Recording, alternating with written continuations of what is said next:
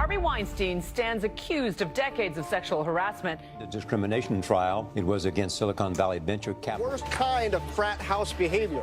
How many of you here have experienced what you consider to be sexual harassment? More women are coming forward, but there was a time when no one even knew what to call sexual harassment on the job.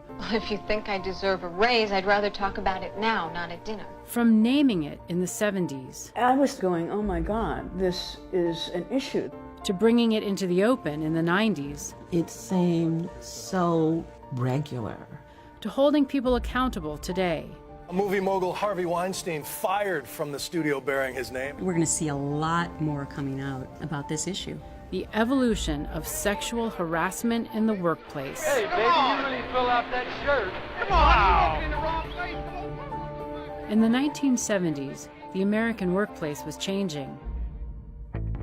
Baby boomers were entering the labor force in large numbers, and many were women. The cultural impact of that was just beginning to play out. Lynn Farley was teaching a class at the time at Cornell University. Women in Work. That was what it was called. Women in Work.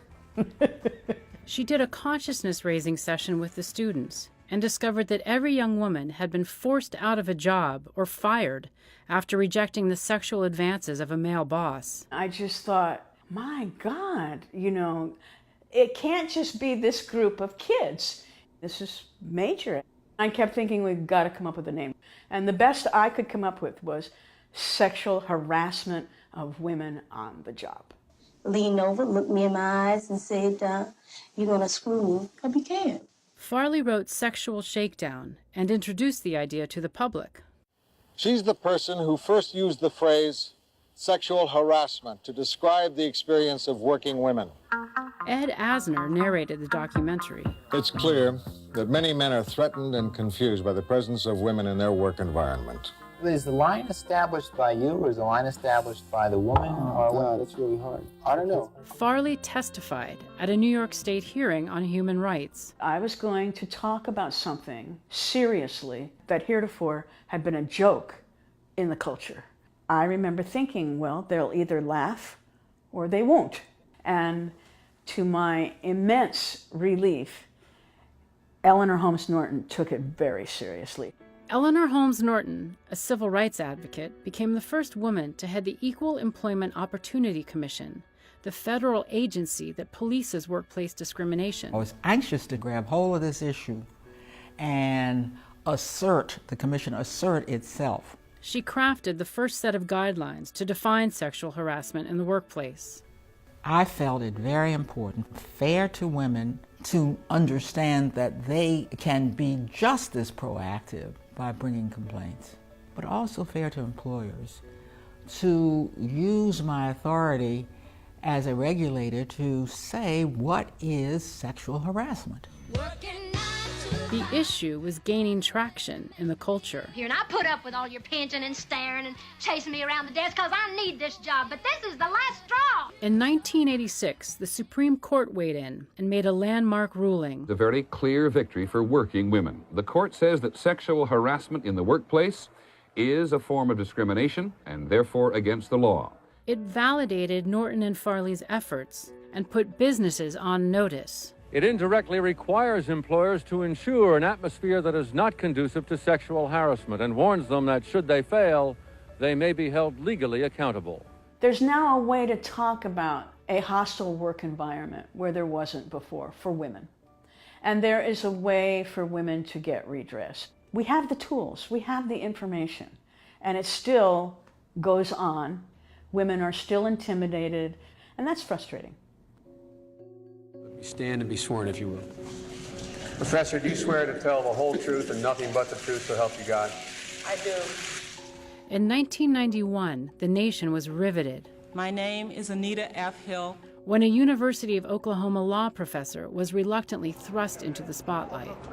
Clarence Thomas ran into trouble today and what had seemed to be a certain confirmation as a Supreme Court justice. Information that Anita Hill had given confidentially to a Senate aide had been leaked about the sexual harassment she said she had endured years earlier as an employee of Thomas's at the EEOC. Thomas categorically denies the charges. Hill was attacked from the onset by Thomas's supporters, who accused her of bringing sleaze into the Supreme Court nomination process. I think that this is something that's contrary to the values of most of our people. Reliving this experience. She insisted the information was relevant to Thomas's fitness for the job and wasn't looking for publicity. It has been really bad for me. I mean, I can't even describe. It was bad enough to experience it once. The Senate Judiciary Committee called on Hill to testify before the nation on live TV. My working relationship became even more strained when Judge Thomas began to use work situations to discuss sex. And he also spoke on some occasions of the pleasures he had given to women with oral sex. I find it particularly troubling that she never raised any hint that she was uncomfortable with me. I told him that I did not want to talk about these subjects. One of the things about my testimony, I believe, that resonated so much with women was that it seemed so regular, so much like what was going on in their day-to-day lives. He said that if I ever told anyone of his behavior, that it would ruin his career. How reliable is your testimony? There's no motivation that would show that I would make up something like this. Why in God's name would you ever speak to a man like that the rest of your life? People in power are often the people who actually exhibit the worst behavior. And they're setting the tone for others in their workplaces, that women are not to be valued. That's the real tragedy. The hearings had become a referendum on sexual harassment in the workplace. Judge Thomas and Anita Hill told precisely opposite stories under oath. Which one lied? Despite Hill's testimony, Thomas was confirmed to the bench. I think both her testimony and Thomas's ability to overcome it before an all-male Senate panel got to women.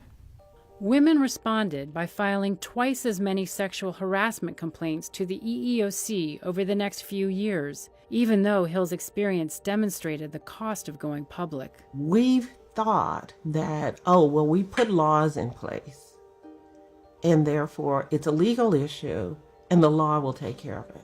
This is more than just a legal problem. We've got a cultural problem that accepts the debasement of women.